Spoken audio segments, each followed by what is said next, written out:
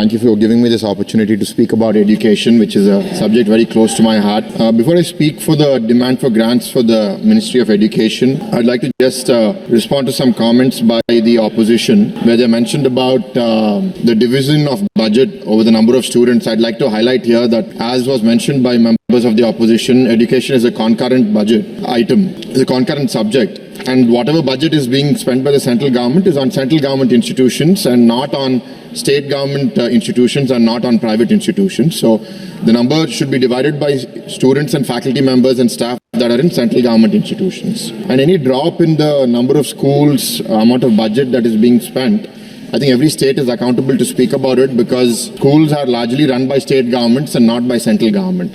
So I think we should be careful about how we attribute blame. And I think in this changing world, it's very important for us to recognize what is the role of government. Is it to spend money only, or is it also to enable? I think there's a balance between the both. It is to regulate, is to create good policies for the growth of the education ecosystem, and for those who can afford it, providing high quality education. And for those who can't, I think the government should step in and invest into the future of such citizens of India. So with this prefacing comments, I'd like to get into the demand for grants for the Ministry of Education. I'm only speaking about the Ministry of Education, not commenting on the budget for skill development or entrepreneurship. And I would like to get into specific points appreciating the government. I think overall the budget has increased from about 1,12,000 crores to 1,20,000 crores over the last year, and I think that's about a 7% increase. We're beating inflation, but as a fellow educator myself, I always hope that we are able to give more money to education, and I think that will keep happening. Going into specific issues, I think the Kendriya Vidyalaya Sangathan, the increase of 11% from 8,300 crores to 9,300 crores is reinstating this strong commitment to enhancing these quality schools in India. The PM Shri program was mentioned. The budget has been increased from 4,000 to 6,050 crores from last year, and this is a strong commitment to enhancing the educational infrastructure and quality across India. Currently, about 10,855 schools have been impacted across 763 districts, and there's a target of impacting more than 14,500 schools through this program. I'd like to also appreciate the STARS program budget, which is largely to improve teacher effectiveness through specialized teacher training. And right now we've got about 3,75,000 schools impacted, 15 lakh teachers trained through this program, and about 4,40,000 crore students who have benefited across 6 states. I mentioned this in my speech on the budget, and I think I'd like to mention it again here on education. I'd like to specifically appreciate the e-vouchers being provided to about 1 lakh students every year to secure loans of up to 10 lakhs to pursue higher education in domestic institutions, and the 3% interest subvention on student loans. On higher education, a subject very close to my heart, the budget has increased by 8%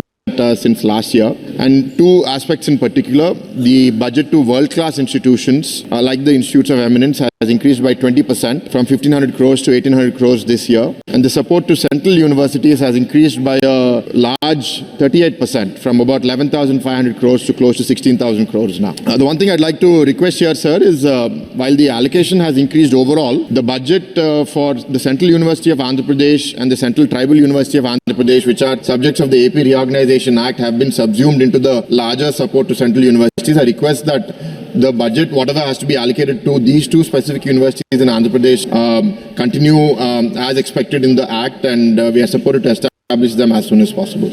I'd like to then go over the achievements of NDA over the last 10 years. I think one of the foremost things has been the new education policy that was announced about 4 years ago, and various aspects of implementation are between the states and the center. There's a huge responsibility on the state governments, on the central government, to really see this into reality, because the language of the NEP, as an educator myself, is something that I'm really looking forward to seeing in reality. What are the achievements of central government? Speakers of the government and representing the BJP have spoken also about the number of universities that have increased from 700 to 1,100, number of colleges that have increased from 37,000 to 44,000, the number of central government institutions, the institutes of national importance, have doubled from 75 to about 149 in 2020-21, and more have come in the last 2-3 years. The educational outcomes have been spoken by speakers before me, but I'd like to reinstate my appreciation for the increase in women enrolled from 1.5 crores to 2.1 crores, close to 2.1 crores, indicating a 32% jump in women enrollment. And the ratio between male and female students in higher education is 1 to 1.01. So that's a fantastic improvement, and that means that more women are actually coming into education than before. And I appreciate the government's efforts in achieving that. The seventh pay that was implemented in 2016 for faculty and teacher salaries and staff salaries across institutions in the state and the center, I think has done a great job in making education an attractive employment opportunity for citizens of India. We run a private university and we pay salaries, and we are constantly competing with government institutions on attracting talent. And we still fight for talent vis-a-vis those who go to institutions like the IITs and the IIMs. And I think the benefits that the government provide and the stability that the government provide really attract high-quality talent into educational institutions in the government. The private sector is growing. As was mentioned, about 50% of the students and faculty are in private sector institutions. But I fear that many private institutions are not able to recruit faculty at the quality that the government institutions are able to. Another measure that has come about a decade ago is the NIRF, the rankings for institutions across the country. And now I think it's made a very clear race for institutions everywhere that if you want to recognize, you want to get recognition, you want to get access to funding, you need to do well on these rankings. I want to request the government to pay more attention to this one aspect where I think we've reached a good place now, but I'd like it to become more qualitative in the future so that there are some metrics which reward you for quantitative growth, which is good, but once we've reached some quantitative level of success, I think the emphasis on quality, whether it be the quality of publications, the quality of PhD, is going to be the next level for NIRF to lead institutions to the global rankings. There are some institutions in the global 200 rankings from India today. There can be many more. I think we're well underway in that direction. I think the evolution of NIRF is going to help us get in that direction. Coming to some requests, sir, for our state to begin with. The Ministry of HRD has, sir, I'm the only speaker from my party, so I think we have about 20 minutes. 7 minutes. Not more than Not more than I spoke, but I think our party has about 20 minutes. Okay, sir, take one more minute, fine, yeah. Finish.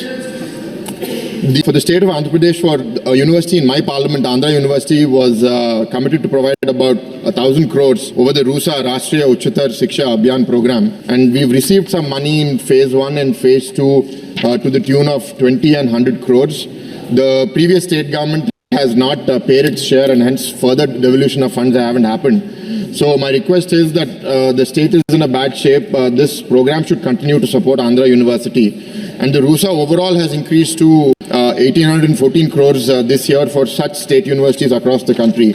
I appreciate the intention of the government to keep taking that forward. Again, coming back to the Central University, the Central Tribal University of Andhra Pradesh, the IIM, IIT, NIT, ISER, all central government institutions, many of which are in various stages of completion. I request the Ministry of Education and the government to continue allocating funds in a speedy manner, and whatever support is needed from the state government, we will provide it. I'd like to highlight the Central Tribal University in particular, where a campus was allocated in my parliament during our regime between 14 to 19 in the state, when Mr. Chandrababu Naidu was the chief minister.